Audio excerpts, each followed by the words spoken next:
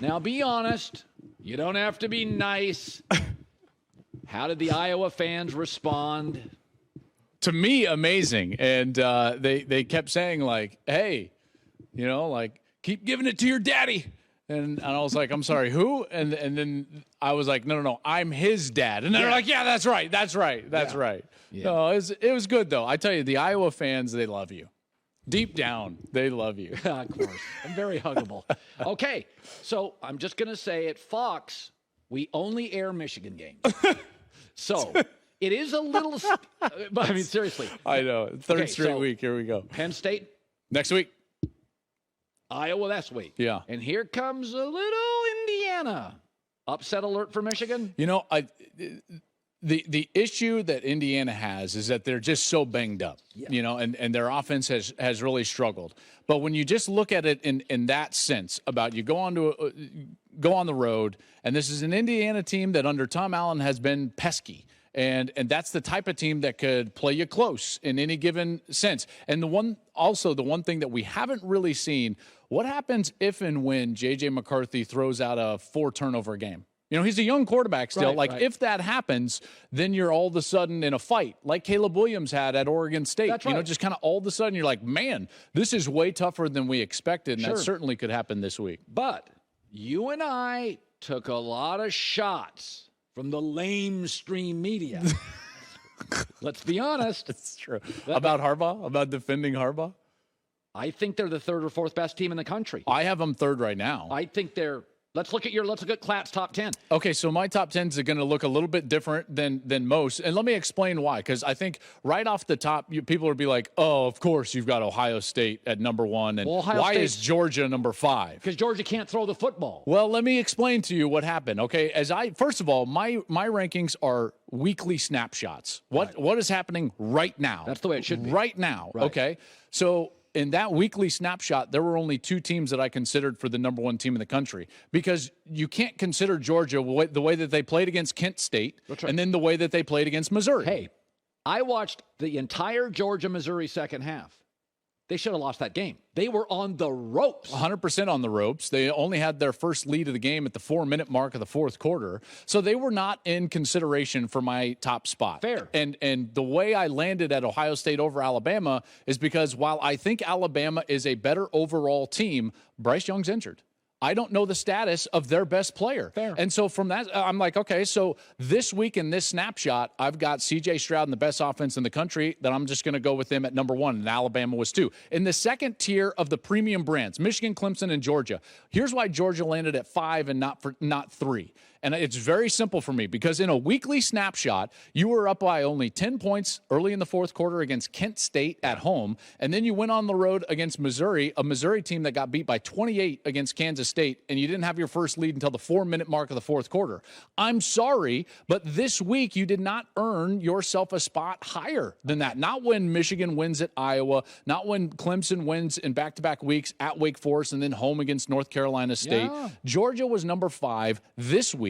Even though I think they're a great team and likely might be in the national championship game, but you can't play like that in back-to-back weeks and think that you're going to still be at the top of the rankings. I don't want to bring this next story up. I'm being pressured by producers. Pressure.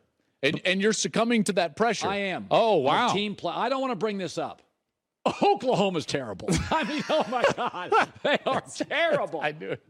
So, I knew that was exactly what we were headed. So here's my thing. They're in trouble. This is my Nathaniel Hackett Denver Bronco thing. Oh, isn't that bad? I'm a Bronco fan. Okay. Oh, woof.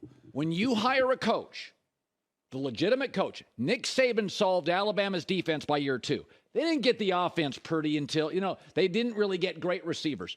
McVay, Rams, offense. Lincoln Riley, offense. Sean McDermott, defense. When your side of the ball regresses, you got a coordinator. Their defense, I don't want to hear about having to play with my guys. Their tackling is terrible. Yeah, it's there not are good. Blown assignments everywhere. This is a mess. They're 109th right now in passing defense, Oklahoma is. And the reason I'm concerned for them because of what you're talking about. This is supposed to be Brent Venables' identity as the defensive side. And if you look at a 9-possession picture from the end of the Kansas State game through the first, let's call it, 7 possessions of the TCU game. They gave up 7 touchdowns, not scores, touchdowns in a 9-possession span. So something's wrong, right? Like their missed assignments and blown coverages are not just small; they are wide, they are big, and there is a big issue right now for OU. And this is what it comes down to. In the offseason and before the year, I said, listen, this might be a tough year for Oklahoma. They might have 3 or 4 losses, and OU fans were incensed. They could not fathom Kansas where Oklahoma is good now. Kansas is good. That's a tough league. Colin, do you realize what they are missing from their previous run?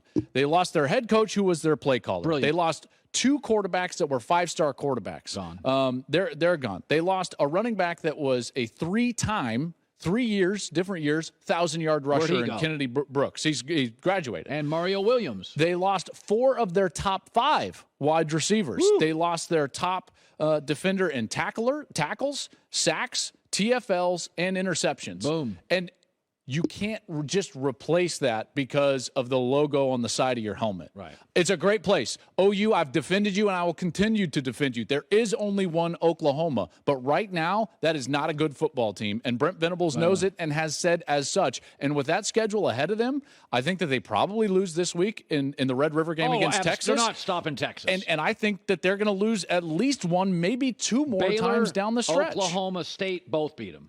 Probably. Yeah. Probably. Well, I mean, again, there's no chance they get to the Big 12 championship game. They're basically 3 games down to Kansas State, who's 2-0 in the conference. Gator Bowl called. Not interested already. Wow. Okay. I don't even know if that exists anymore. Okay. So Gasparilla Bowl. Okay. Now I see this.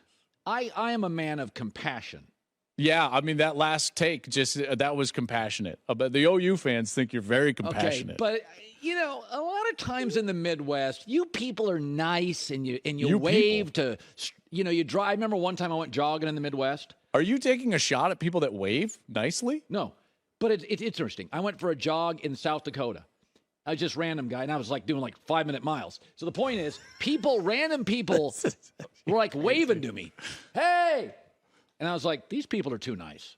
So my point is, Paul Chryst got fired, should have, and everybody's up in arms. Timeout. Here's the momentum. Number one, the momentum, if you flip his record, like Charlie Weiss, remember Charlie Weiss starts here, goes down. You have to make a call. The recruiting's not very good. They've got a great assistant in Jim Leonard. Paul Chryst, he doesn't have a persona. There's no buzz. You're not beating these massive personalities. James Franklin, Ryan Day, Mel Tucker, Harbaugh on the recruiting trail. You got to make this move. Okay, so I want to unpack this because I think you bring up an interesting point about Paul Chryst and Wisconsin. And I think this was more mutual than one-sided in terms of a decision. I think that even Paul was growing frustrated with the current state of the sport and what he really loves about it and what he was having to be responsible for. The current state of the sport is something where you really do need more of a CEO and less a football coach at the helm of your organization because of having to deal with transfer portal, NIL collectives, all the donors. Coaches are now more in front of donors than they have been in a long time because of these NIL collectives. And then the donors are nitpicking how the coach is spending the money, so on and so forth. It's just different now, and I don't think Paul liked it all that much, and I think that this was mutual. You can tell it was mutual because he agreed to a much lower buyout. If you just get fired and you don't want to be fired, you say, pay me my money. And he would have taken all of his $16.5 million, but he agreed to a much lower buyout, not just because he's Midwest nice, waving at you as you're doing your 8-minute miles, not 8-minute miles, but it's not just because he's nice. I think that there was somewhat mutual respect there, and he wanted to step away, and I think everybody up there, and you brought him up, Jim Leonard, their defensive coordinator. He's a star. Everybody up around Wisconsin wants to see Jim Leonard and how he operates. Let's give this guy a chance here in the last 7 games. I think he'll be good. I do too. I've liked Jim Leonard for a long time. I will say this, though. One last thing. Be careful what you wish for. You can say that the trajectory wasn't there and that it's stale and this or that. And guess who else used to say that? Nebraska, when they fired Frank Solich and when they fired Bo Pelini. And look where they're at now. This is a team that's no longer going to have the benefit in the future, when they get rid of divisions in the Big Ten, they will no longer have the benefit of beating up on the weaker side of the division and defining themselves as successful by playing in the conference championship game. They will have to elevate their game to get to a point where they can go and still compete in that championship game. Is Alvarez still the AD? Is Barry still running? No, he's not. Okay, he's emeritus. I mean, he's still involved, but he is not the athletic director. Because my takeaway, what's really happening, you got big personalities in the conference. Here comes USC and Lincoln Riley in the LA schools, and Chris feels like small. And at some point, my takeaway, I'm a bad guy. I don't wave at strangers when you're jogging. Well, I mean, listen, that goes without being said. I think we all understand that if we listen daily. Having said that, though, I do think that there was more of a mutual. I don't think Paul was in love with being a head coach at this moment. And again, the Jim Leonard piece, you're 100% on that one. Rock star. They want to see what he can do here down the stretch. Okay. And this is another story. Producers very. Are they're forcing you into this one? So USC is 5-0. They force you to talk USC. I know it's painful. Okay, but there is something to be said, is that because of safety, you know this, both college and pro football are moving to offense. Sure. I mean, college guy saw a hit this weekend in the TCU-Oklahoma game. I'm not sure it was helmet to helmet. They threw the kid out of the game. Right. And I'm like, it was shoulder to helmet. You can't throw that TCU kid out of the game. Be that as it may, that's the sport. Okay, so you could be the best newspaper writer in America. Newspapers, we get our information on phones now, right? It's the industry, the platform that hurts a newspaper writer, not his talent. There's never been more brilliant writers. So sometimes the sport moves away from you. Sure. Belichick. Sure. So I look at Lincoln Riley, and there's real limitations defensively. They got one NFL guy in the front seven. They're not close to Ohio State, Georgia, Bama, Michigan. I don't think right now they're. Clemson, they're not. But when I watch that offense, there is a reason that at 34, his name came up for the Cowboys. His ability, Caleb Williams can be a little moody. That's his reputation. He is young.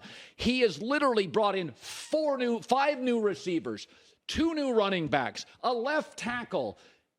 They are so slick offensively.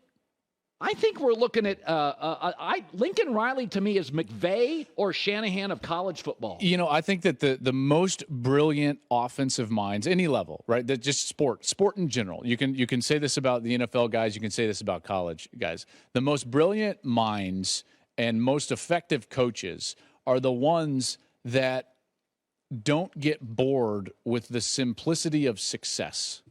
And that's important. Let me give you a quick story about Lincoln Riley. And keep in mind, this is when he cut his teeth, right? So this is one of the most impressionable stories that he's ever told me about learning how to be a coach and an offensive coach at that. He said when he was an assistant with Texas Tech back in 2008. So this is the Michael Crabtree, Biletnikoff team that went and beat Texas. I remember that game. That's a great game and team, right? That was an 11-1 team, that Texas Tech team.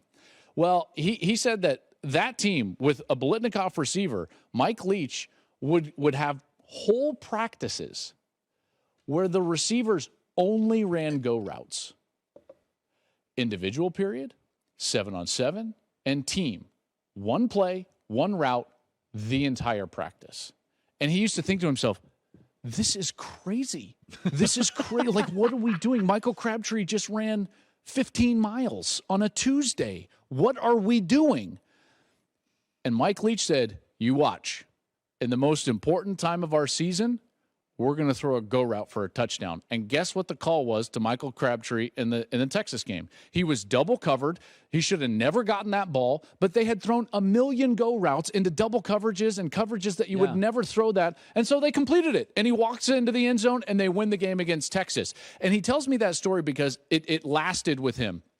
He understands that the biggest thing you can do for your players is make it simple for your players and tough on the defense. So they run a very few number of concepts, and they do it out of a number of different sets and formations. That was Bill Walsh. So it looks very difficult and intricate. And, how do they do all of this? Years ago, I talked to it was a former Raider defensive back, and I asked it, what's it like to face Bill Walsh? He said they ran 6 plays out of 40 looks. That's exactly right. He said they ran the same stuff every week, but it looked different every time. In the first 40 snaps against Texas 2 years ago, Lincoln Riley ran 38 different sets out of the first 40 snaps. 38 different sets. For college kids with 17 hours a week practice. And I guarantee you there was only 5 or 6 concepts that they actually ran out of that. So they ran the same power play out of a number of different sets. They ran the same, like call it Z drive or they call it mesh. They say, all right, we're just going to run mesh. And they run it out of 15 different sets. And guess what? For the quarterback, it's just always mesh. Okay, finally, I've said this week one of my themes has been UFC is for tough guys, basketball is for tall guys, and football is a big man sport. It is. And Kyler Murray Russell Wilson has made us believe that height doesn't matter. It does. Kyler Murray now doesn't want to run. Jalen Hurts put on 20 pounds. Lamar's put on, and he's not small. And the comp I used the other day was Aaron Rodgers is my height. He's 36 pounds heavier than me. Butt, hip, shoulders. Aaron walks into a room in America, he is big, right? By NFL standards, he never looks big. So Tua is a small person. Bryce Young is smaller. He's 6 foot 194. He is hurt. And I think he's great. I think his release, his quickness, he's a tremendous talent. But when you watch him, does that translate to the pros? Because I'm not sure it does. Well, it's a great question. I think it matters what style you are.